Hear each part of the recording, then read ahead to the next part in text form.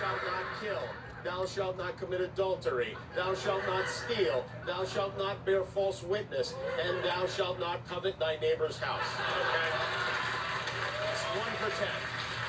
Not bad.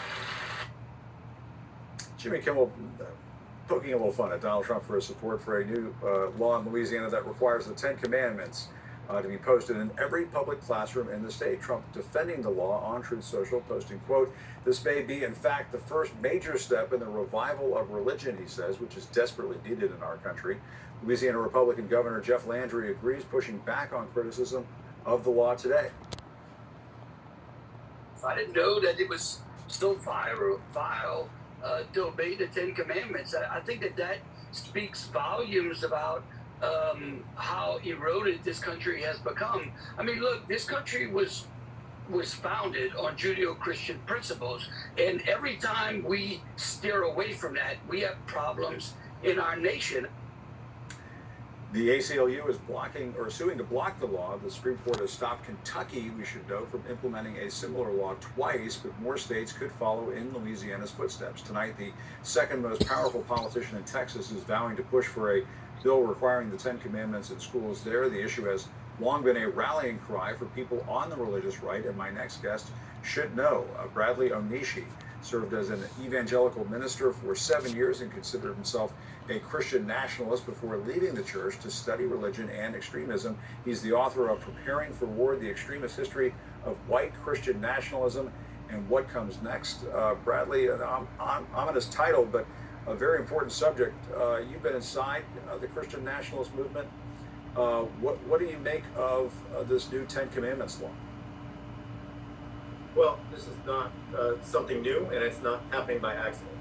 The call to restore the country to its covenant with God has been a rallying cry among Christian nationalists going back to the 1960s when they believed the country was stolen from them.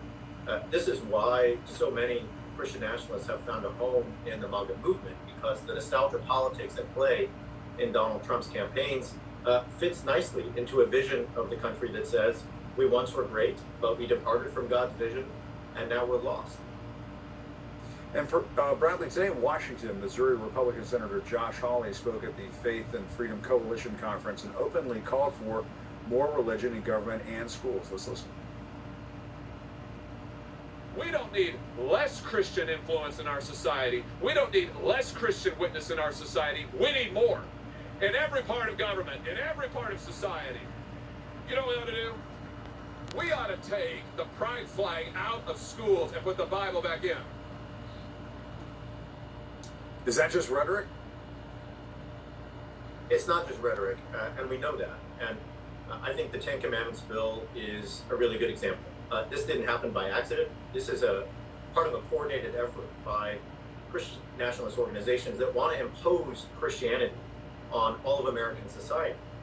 The 10 Commandments bill came from a group called Project Blitz, which represents about 40 different Christian nationalist organizations, and they work with state legislatures every year.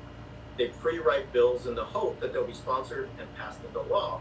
Now, they only usually have a few victories per year, but when they have a signature one, like the 10 Commandments bill here in Louisiana, it makes them think all that hard work is worth it.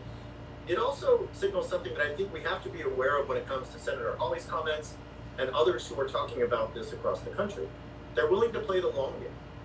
They're willing to keep putting forth bills, having most of them not pass, but warming up our society, continuing to warm the waters of American culture to the point that we will eventually get to a boiling and have a fully fledged Christian national society where one view of faith is imposed on the rest of us. Well, and, this 10 Commandments law has me thinking, I mean, isn't this kind of a slam dunk Supreme Court case if and when it gets to the Supreme Court, the Establishment Clause of the Constitution says you cannot have, you have to have a separation between church and state. I mean, that's just sort of like, high school government 101.